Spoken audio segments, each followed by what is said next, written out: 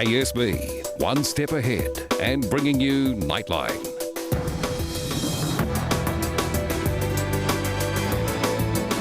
This is Nightline with Carly Kirkwood. Kia ora, good evening. The former leader of the Christian Heritage Party arrived in court in Christchurch today, facing 6 more child sex charges.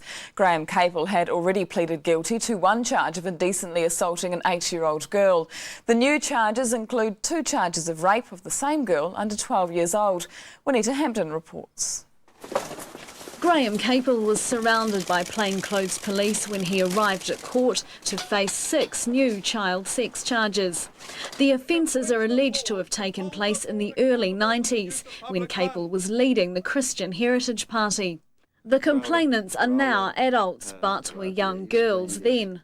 Capel is charged with 2 counts of rape of a female under 12, attempted rape of a female under 12, 2 further charges of indecent assault of a female under 12, and 1 charge of unlawful sexual connection with a female under 12. Capel entered the courtroom from the holding cells. He stood in the dock looking shaken, fighting back tears, and at times struggling to retain eye contact with the judge. When Capel left the court in March, he was attacked by former boxer Daniel McNally. Somebody get the cops, please. Police say Capel, who once worked as a police prosecutor, requested today's protection. Police say they provided the security because of the serious nature of the new charges and because of the close media attention the case has already attracted, thanks to Capel's high profile. Police also told 3 News no further charges are likely from these complainants. Any fresh charges would have to come from different accusers. Capel was remanded on bail until the end of the month. Juanita Hampton, 3 News. A mother and stepfather charged over the death of a 7-month-old baby girl will now face a High Court jury trial. The mother's charged with manslaughter, her partner with murder. Amanda Gillies was in the Wellington District Court. This is the last photograph taken of baby Kathleen Harris alive. A month later, she was dead. Her stepfather, 33-year-old Blair Williams, has been charged with her murder, to which he has now pleaded not guilty. Her mother, 20-year-old Tracy Harris, has been charged with manslaughter. She too has pleaded not guilty. No comment at all. Both have now been committed for a High Court trial. During the depositions hearing, the Wellington District Court was told Williams rushed the badly battered and bruised baby to the Otaki Medical Centre on November 27th last year, but she was already dead. Levin CIB Detective San Paroli interviewed Williams shortly after. Williams told him, quote, "The baby's bruises are because of me. The baby wouldn't stop crying." He then said he squeezed her really hard to his chest and dropped her to the floor. He stated he couldn't control his hands and then repeatedly made statements that he was sorry for what he had done. He also said Harris had hit her baby around the head. The father of 7-month-old Kathleen, Jerome Naranoa, had fought hard for custody of his girl, but SIF had forced him to hand her back just 4 weeks before she died. A post-mortem revealed she'd suffered numerous serious injuries, among them a fractured skull. SIF staff told the court that they had visited Tracy Harris's home on several occasions and had met Blair Williams. Despite him telling them that he'd get angry over things and would swear and yell, he impressed them. They thought he had a good head on his shoulders. Now he'll stand trial for murder. Amanda Gillies, 3 News. The lawyer of Leslie Martin, convicted of attempting to murder her terminally ill mother, has told the Supreme Court that she didn't get a fair trial. Martin's gone to the highest court possible, even though she's served her sentence for overdosing Joy Martin with morphine. The Court of Appeal has already rejected her argument that the trial judge misdirected the jury on the issue of intent. The Supreme Court has reserved its decision on whether it will hear a full appeal. The Ministry of Education was stood up at the Kaikoui Court today by a group of Māori running an illegal school. The school's operators say they have diplomatic immunity in the area and that the Ministry of Education has no rights to the land that the Orota school is on. Orota school was closed by the Ministry of Education in January. 3 parents and those now running the school have been charged for defying that order. The leaders of Fiji and New Zealand met in Auckland today. It was a chance for New Zealand to voice its concerns about a controversial Fijian bill that would see some of those involved in the 2000 coup granted amnesty. But the Fijian Prime Minister has promised all its citizens will have a say. Tony Field has the details. George Speight is serving a life sentence for his part in the 2000 Fijian coup. Some are worried a bill being drafted by the Fijian government could set him free. That's something the New Zealand government says is unacceptable. Our bottom line concern would be that the perpetrators of offences against the state shouldn't go unpunished. And we say that as friends of Fiji. The Reconciliation, Tolerance and Unity Bill proposes an amnesty for those who can show they were involved in the coup for political rather than criminal reasons. But the opposition Labour Party walked out of Parliament on the bill's second reading. And last week, soldiers sat in the Parliament's public gallery to show their opposition. It's seen anonymous death threats against senior government ministers. And before I left, I had the assurance from Commissioner of Police and the military that there is nothing to be concerned about. The place is always full of rumours. You probably noticed by now.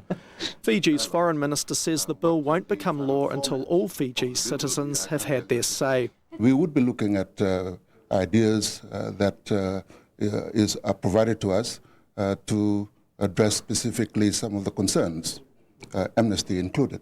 New Zealand welcomes that assurance, saying New Zealand's aid to Fiji relies on the nation's continued stability. Tony Field, 3 News. Still to come on Nightline, the 48-hour wildcards and why Peter Jackson's love of primates isn't limited to King Kong.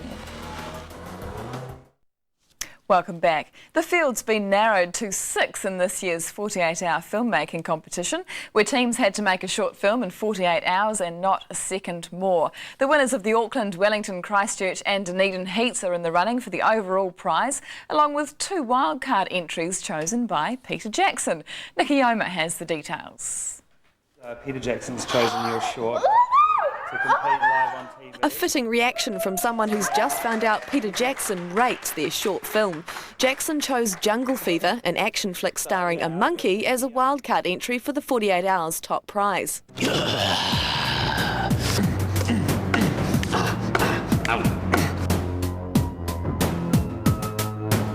But Jackson, who was only supposed to choose 1 wildcard, liked this film just as much, so the mystery of Doresny's limp is also in the running. My name is Bodil Doresny, gangster, beach lover, man-eater. But I have a limp. Both films were finalists in the Auckland competition. They're up against the overall Auckland winner, A Fairly Good Tale, made by 2003 Supreme winner Gerard Johnson. What the hell? An evil man! An evil man eating giant. Buddy flick Chimp and Manny is Wellington's entry. Good to go, buddy. Yes, sir. Race ya. Left. Stairs. Mockumentary Bruised Gold is from Christchurch. That almost 43% of all people under the age of 30 are regular users of B. And from Dunedin, mockumentary Mosgiel Tonight. Every once in a while, a voice comes along that can only be described as breathtaking. The films will screen live on C4 on Sunday night. The winner will be decided by viewer text and announced during the program. Nikki Yoma, 3 News. Well, that's a very quick look at Nightline for your Friday. Thanks for joining us. Dobbo's here next with an action-packed Sports Tonight. Thanks, Carla. Yes, coming up, we've got the plays of the week, plus more reaction to tonight's All Blacks test. Also, the NBA Finals and tonight's big netball final between the Sting and the Magic. Yes, Sports Tonight's next.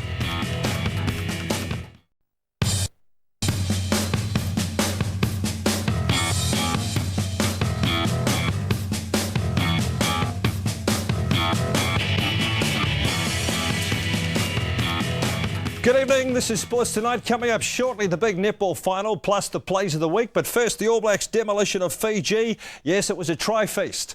It finished 91-0, and the only concern from Graham Henry's Brains Trust was skipper Tana Umanga, who limped off 15 minutes from time.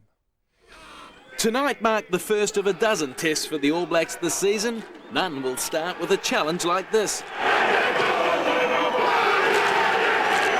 unfortunately, that's about where it ended too, because after the dancing was over, the All Blacks were the only ones left on the stage. Carter pushes off the defenders and the first try of the match to damn the man. It was one of 8 to come before half-time. The next 2 combined the vision of the inside backs and the finishing of the outsides. For Howlett to give chase, and that's brilliant skills from Doug Howlett. Carter, once again, they use a right kick and straight into the hands of Sitiveni Sivivatu, the first of many. It was. Sitiveni Sivivatu, the 16th Fijian on show, went on to make history, bagging 4 tries in his first test.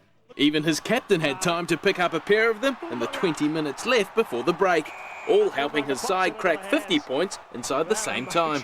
And around behind the posts. Well, it's turning into an old-fashioned thumping. The second half was more of a numbers game. It started with Sitiveni's hat-trick and went on to see 15 tries dotted down in total. And Sitiveni Sivivatu. All 6 All Black new caps got a run, including second-string Crusaders prop Campbell Johnston. Despite having 40% of the possession, the Fijians couldn't score once. Their 41 missed tackles helping explain the 91 points scored against them. The only concern from tonight's romp is that 2 weeks out from the All Blacks' greatest challenge of the 12 they'll face this year, it offered very little for the selectors looking for combinations performing under pressure, and possibly even less for the players who'll be looking at battle-hardened lines in a fortnight. Mike Hall, Sports Tonight. Netball, the big final between the Southern Sting and the Waikato Bay of Plenty Magic was almost as one-sided as the rugby. As Rod Cheeseman reports, the Magic denied a home final because they couldn't find a stadium big enough. We're on a mission. The controversial home-side advantage appeared to disappear as the Magic stunned the Southerners into silence thanks to Irene van Dijk's trademark accuracy. They've gone a bit quiet here in the Deep South. 17-9 after the first quarter, and they continued to work the Magic in the second, throwing in some risky long-range passing for good measure and stretching their lead. Edging towards half-time, the Sting had definitely gone out of the tail, outclassed, outpassed and outgunned. This is not one-sided, this is a good old-fashioned hiding here. 33-16 at the break, and the Magic's confidence growing along with their lead. The Sting couldn't keep up, more sloppy passing adding to their woes. And going into the fourth with an 18-goal deficit, they weren't just losing, they were looking at their worst defeat ever. It'll be the biggest loss by far. The Magic's 65-39 victory was also the biggest winning margin in the final. The Sting's 6-year stranglehold on the cup relinquished in spectacular style as the biggest prize in national netball heads to the North Island for the first time. Rod Cheeseman, Sports Tonight. OK, still to come on Sports Tonight. Basketball, game 1 of the big NBA finals between the Spurs and the Pistons. Plus, the good, the bad, the sore and the sorry. Sports Tonight's Plays of the Week.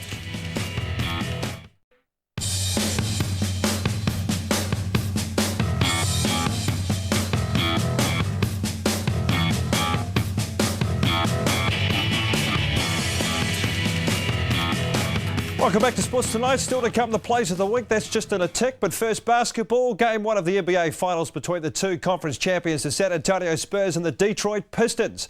Now, the top 2 defensive teams in the league signalled this would be a low-scoring affair, and it was, before Spurs Argentine import Manu Ginobili ran riot in the fourth quarter, scoring 15 of his 26 points in that final stanza.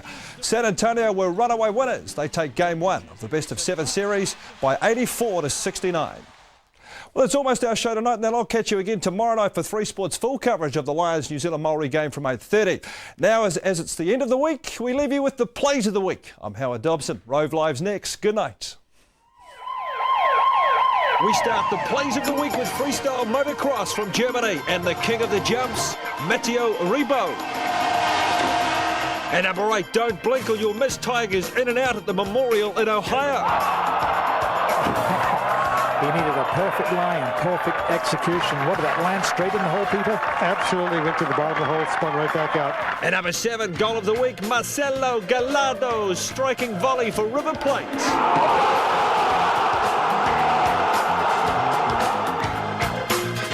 And number 6, athletics from Oregon, and 6 are gone in the women's 1500 metres.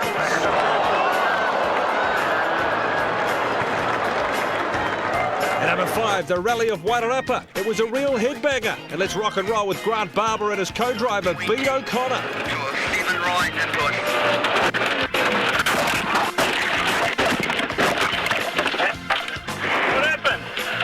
I got that right. Yeah, no, I mean, what happened? It just went wide. Yeah. At number 4, let's rumble with the Lions in the bull ring. Jordan Murphy silenced the Amber and Blacks with our try of the week. Hodgson, another one of those wide kicks, and here's Horgan running onto it. Oh, Beautiful pass back to Murphy, and that is a super try. At number 3, NBA basketball, and Eddie Jones, halftime buzzer beater for Miami against Detroit. Eddie Jones, and he fires. It's a three for Eddie Jones to end the half. At number 2, NASCAR from the Monster Mile, and a monster crash that doesn't leave Dave Blaney much to drive home in. Look at that car. Blaney's car is destroyed. Front and rear. It is used up. Only thing left on that car is the number. And our number 1 player of the week, Mike Cameron's astonishing catch for New York against Arizona.